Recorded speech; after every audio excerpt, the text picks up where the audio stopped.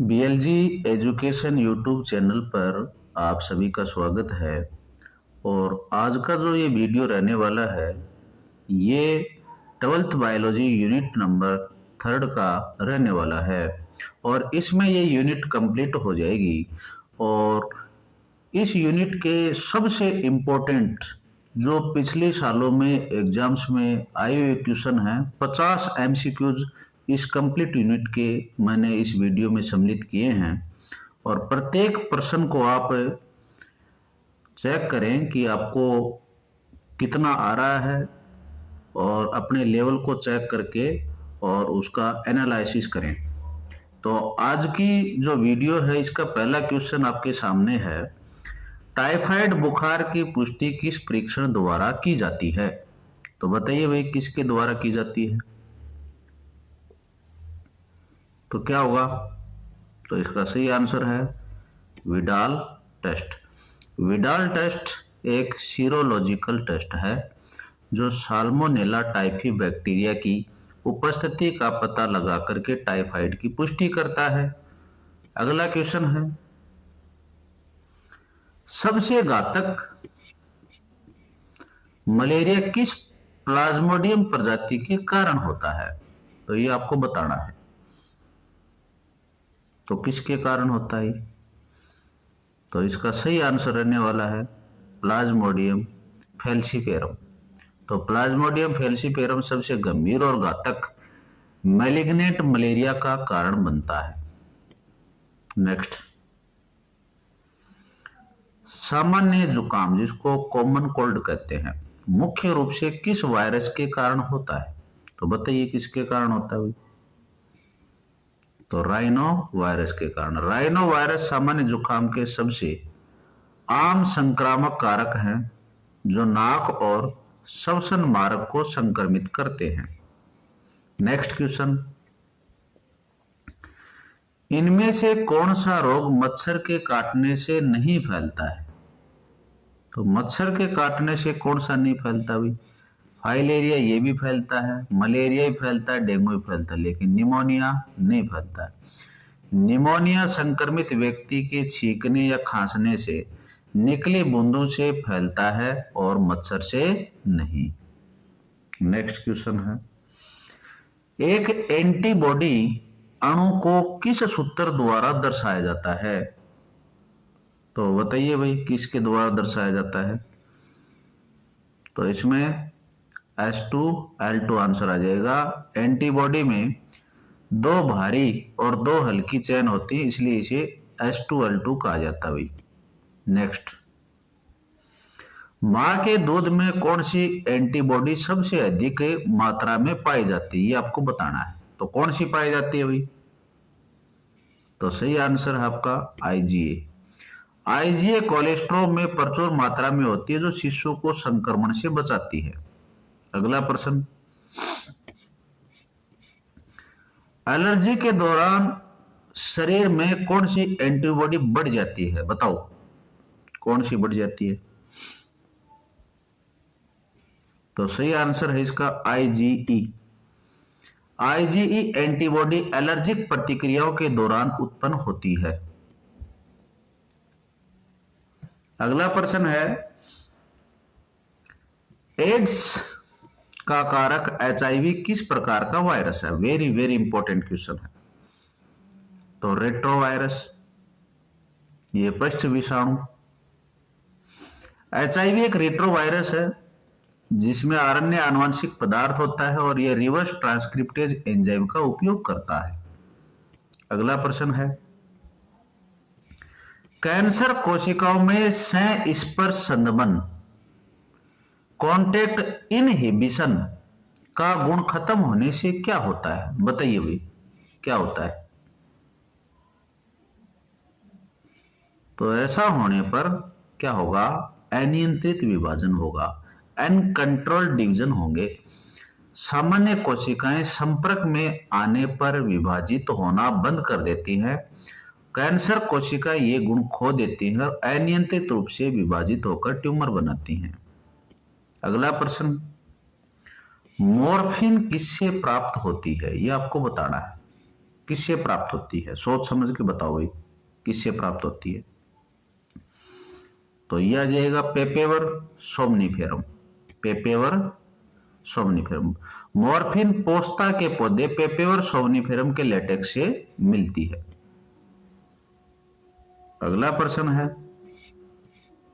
Ring warm मतलब दाद किस जीव के कारण होता है? बताओ। तो सही आंसर है इसका कवक फंजाई। दाद माइक्रोस्पोरम ट्राइकोफाइटन जैसे कवकों से होता है। नेक्स्ट, यकृत का सिरोसिस किसके अत्यधिक सेवन से होता है? तो किसके अत्यधिक सेवन से होता है भाई? एल्कोहल के। तो लंबे समय तक शराब के सेवन से यकृत की कोशिकाएं नष्ट हो जाती हैं, जिसे सिरोसिस कहते हैं। तो यदि आप भी अल्कोहल का सेवन कर रहे हो तो अभी बंद कर दो भाई। नेक्स्ट, प्लाज्मोडियम मानव शरीर में किस रूप में प्रवेश करता है? तो किस रूप में प्रवेश करता है? तो स्पोरोजोइट के रूप में। संक्रमित मादा एनाफिलीज मच्छर काटने पर लार के साथ स्पोरोजोइट मानव रक्त में छोड़ती है। नेक्स्ट, खच्चर किसका उदाहरण है? किसका उदाहरण है भाई? अंतर विशिष्ट संकरण का है। खच्चर दो अलग अलग प्रजातियों नर गधा और मादा घोड़ी के संकरण से बनता है। अगला प्रश्न है, हिस्सरडेल जिसको हिसारडेल बोलते हैं किसकी एक नई नस्ल है? तो ये आप बताएंगे किसकी है? तो ये किसकी है? भेड़ की है भाई। हिसारडेल भेड़ की एक नस्ल है जो बीकानेरी एविज और मैरिनो रम्स के संकरण से बनी है। नेक्स्ट, MOET तकनीक में गाय को अंडोत्सर्ग के लिए कौन सा हार्मोन दिया जाता है? बताइए। तो FSH जैसा। FSH कुप्पक प्रेरक हार्मोन, फॉलिकल स्टिमुलेटिंग हार्मोन बोलते हैं इसको, जैसी गतिविधि वाला हार्मोन एक से अधिक अंडे उत्पन्न करने के लिए दिया जाता है। नेक्स्ट क्वेश्चन, हरित क्रांति मुख्य रूप से किस फसल के उत्पादन से संबंधित है? तो किससे संबंधित है? तो बताइए भाई किससे संबंधित है? तो ये खाद्यान्न फसलें मतलब गेहूं और चावल के लिए है भाई। हरित क्रांति का मुख्य उद्देश्य गेहूं और चावल जैसी खाद्यान्न फसलों की पैदावार बढ़ाना था। नेक्स्ट क्वेश्चन है, सोनालिका और कल्याण सोना किसकी किस्में हैं? ये आपको बताना है। बताइए किसकी किस्में हैं? तो ये गेहूं की किस्में हैं। सोनालिका और कल्याण सोना गेहूं की उच्च उपज वाली किस्में हैं। नेक्स्ट क्वेश्चन, उत्तक संवर्धन में पौधे के जिस भाग का उपयोग किया जाता है उसे क्या कहते हैं? बताइए। तो क्या होगा इसका आंसर? कर्तोतक। पौधे का वह भाग जिसे उत्तक संवर्धन के लिए लिया जाता है कर्तोतक कहलाता है, एक्सप्लांट।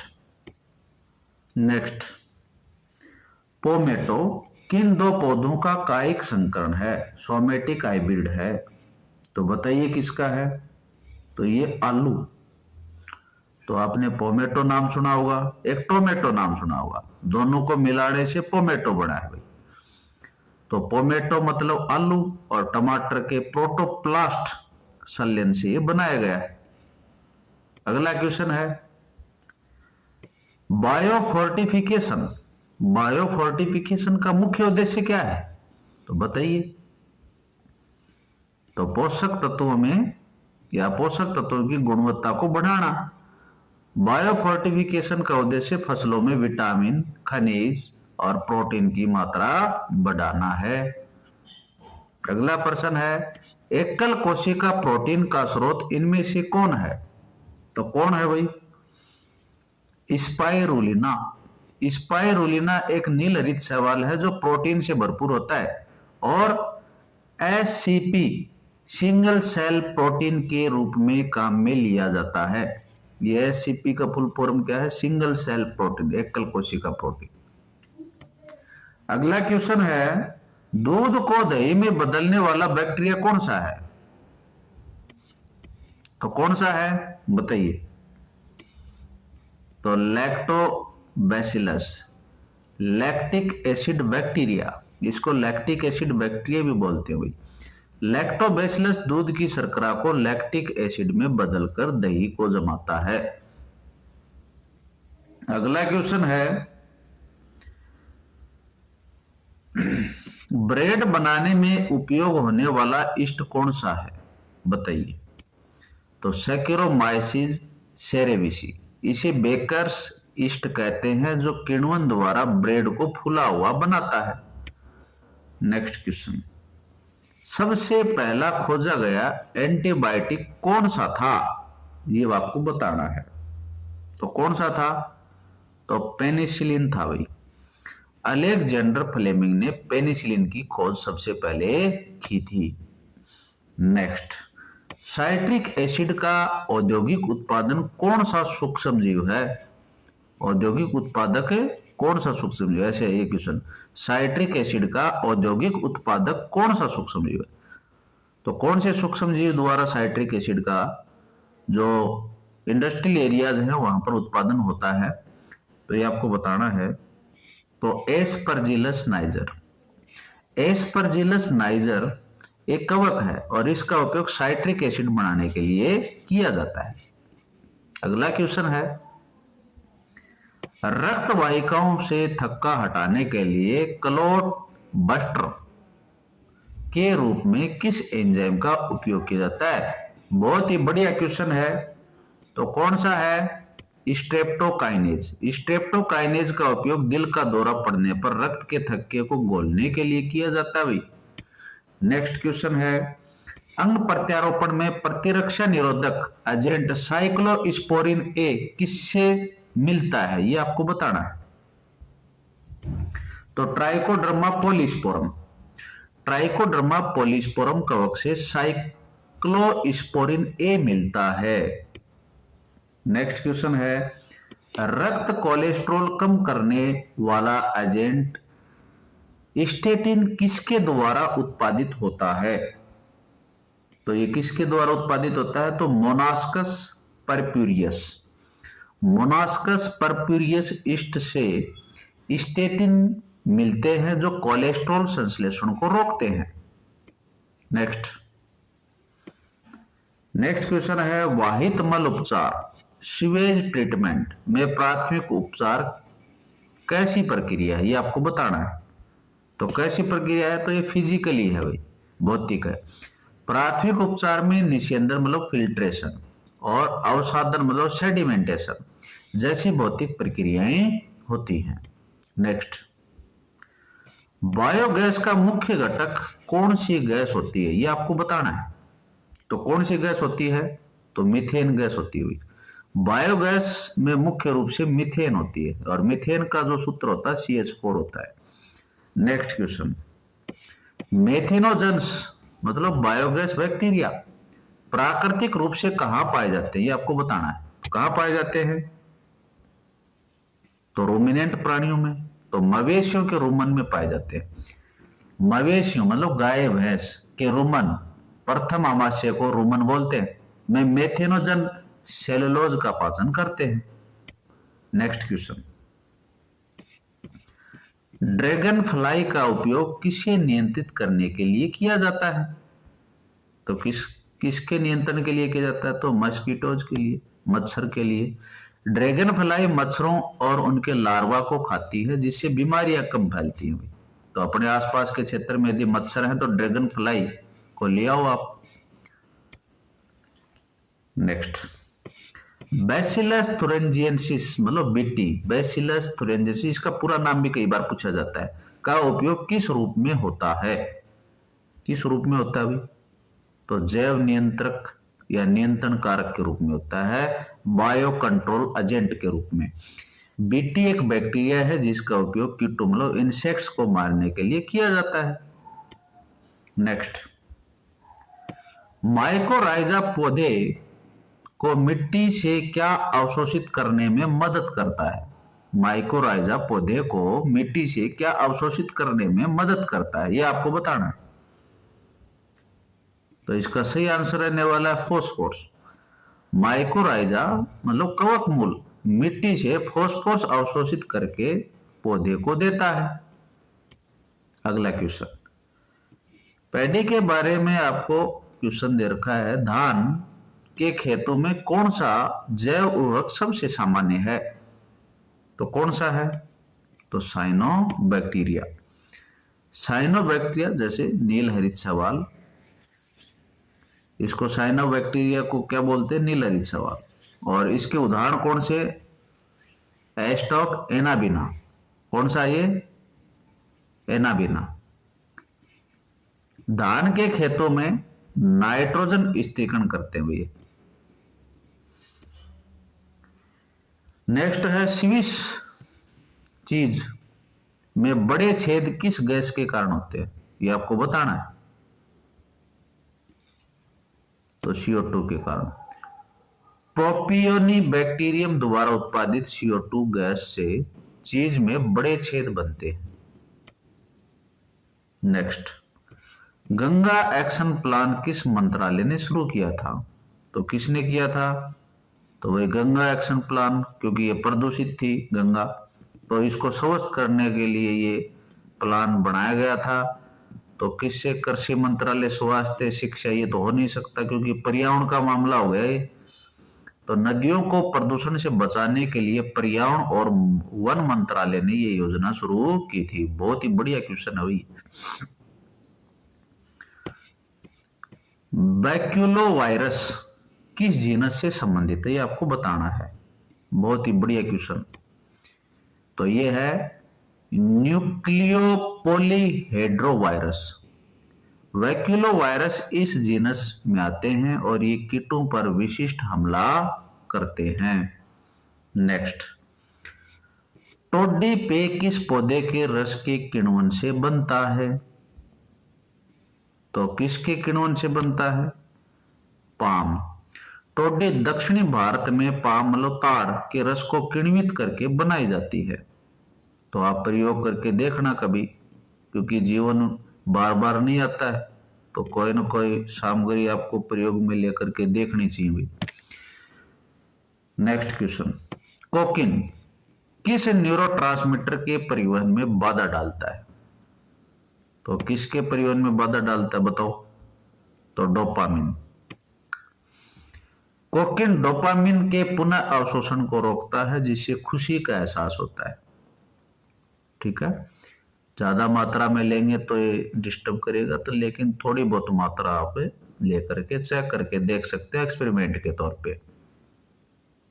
तो कोकिन डोपामिन के पुनः अवशोषण को रोकता है, जिससे खुशी का एहसास होता है भाई। नेक्स्ट, निकोटिन अधिवृक्क ग्रंथि को उत्तेजित करके क्या मुक्त करवाता है? बताइए, निकोटिन क्या करवाएगा? तो निकोटिन क्या करता है? जैसे कोई तंबाकू वगैरह या उत्तेजक पदार्थ काम में लेता है तो क्या होता है, उसमें संकटकालीन परिस्थितियों में लड़ने के लिए मतलब उसके अंदर उत्तेजना आ जाती है। तो कौन सा हार्मोन बनेगा? एड्रिनलिन। निकोटिन एड्रिनलिन और नॉर एड्रिनलिन मुक्त करवाता है, जो बीपी और हृदय गति बढ़ाते हैं। इसके बाद में है मेटास्टेसिस किस बीमारी का गुण है? ये आपको बताना है। तो सीधी सी बात है, सुदम अबूर्द है, ये तो नॉर्मल अबूर्द होता है, एड्स हो नहीं सकता, मलेरिया मच्छरों से होता है। तो दुर्दम अबूर्द मतलब एक से दूसरी सेल डैमेज। तो मेटास्टेसिस में कैंसर कोशिकाएं ट्यूमर से निकलकर रक्त द्वारा दूसरे अंगों में फैल जाती हैं। तो एक ट्यूमर से दूसरा ट्यूमर बने, नई सेल्स को डैमेज करे, ये प्रोसेस मेटास्टेसिस है। HIV शरीर में किन कोशिकाओं पर हमला करता है? HIV ये वायरस है, शरीर में किन कोशिकाओं पर हमला करता है बताना आपको। तो सहायक कोशिकाएं होती है ना, टी सेल्स, सहायक टी लिम्फोसाइट्स, इनके ऊपर। HIV सहायक टी कोशिकाओं को नष्ट करता है, जिससे प्रतिरक्षा कमजोर हो जाती है। अगला प्रश्न है एंट अमीबा हिस्टोलाइटिका से कौन सा रोग होता है?